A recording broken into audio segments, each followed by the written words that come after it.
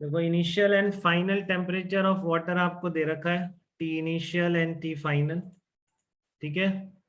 40.6 plus 0.2 and T final है 78.9 plus minus 0.3 degree centigrade.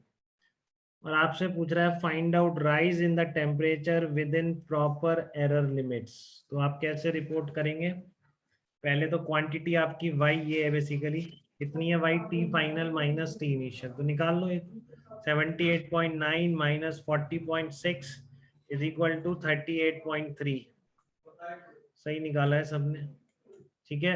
अब error in temperature difference, अब ये मत कर देना कि माइनस कर दो, आपको बहुत क्लियरली है y is equal to A minus B, तो डेल्टा वाई कितना होगा, delta A plus delta B, तो 0.2 प्लस 0.3 इज इक्वल टू 0.5।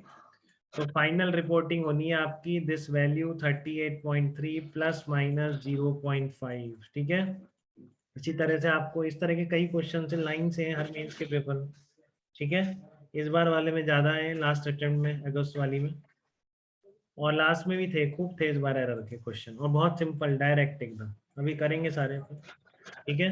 तो ये लेंथ और विड्थ दे रखी है आपको, find out area of rectangle with proper error limit. So area क्या होता है, लेंथ इंटू विड्थ होता है, ठीक है। तो पहले वो निकाल लो, 5.7 इंटू 3.4 कितना है, 19.38।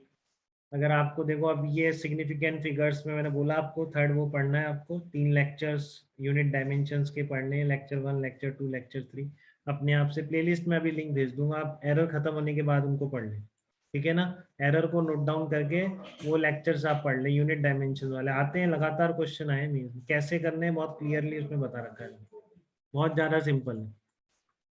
अब जैसे लेंथ इंटू विड्थ, तो यहाँ पे लेंथ और विड्थ में दोनों में 2 सिग्निफिकेंट फिगर्स है ना बेटा। तो मल्टीप्लीकेशन में क्या होता है कि सिग्निफिकेंट फिगर्स उतने ही रखे जाते हैं जितने की जिन चीजों को आप मल्टीप्लाई कर रहे हैं उनमें मिनिमम सिग्निफिकेंट फिगर्स कितने। तो जिन चीजों को आपने मल्टीप्लाई किया है इनमें मिनिमम सिग्निफिकेंट फिगर्स 2 है, तो आप आंसर में भी 2 ही सिग्निफिकेंट फिगर्स रखेंगे अगर लिखा हुआ है कि with in proper significant figures specify करो। बट ऐसा कभी पूछा नहीं गया जेईई में, ज्यादा से ज्यादा मेंस में सीधा नंबर देके पूछा गया कि बताओ इसमें कितने सिग्निफिकेंट फिगर्स होंगे, तो वो बहुत आसान है। बट कभी अगर पूछ लिया जाए तो, ठीक है। तो एरिया कितना आ गया, 19 सेंटीमीटर स्क्वायर। अब एरर निकालनी है तो आपको पता ही है, delta A upon A is equal to delta L upon L plus delta W upon W.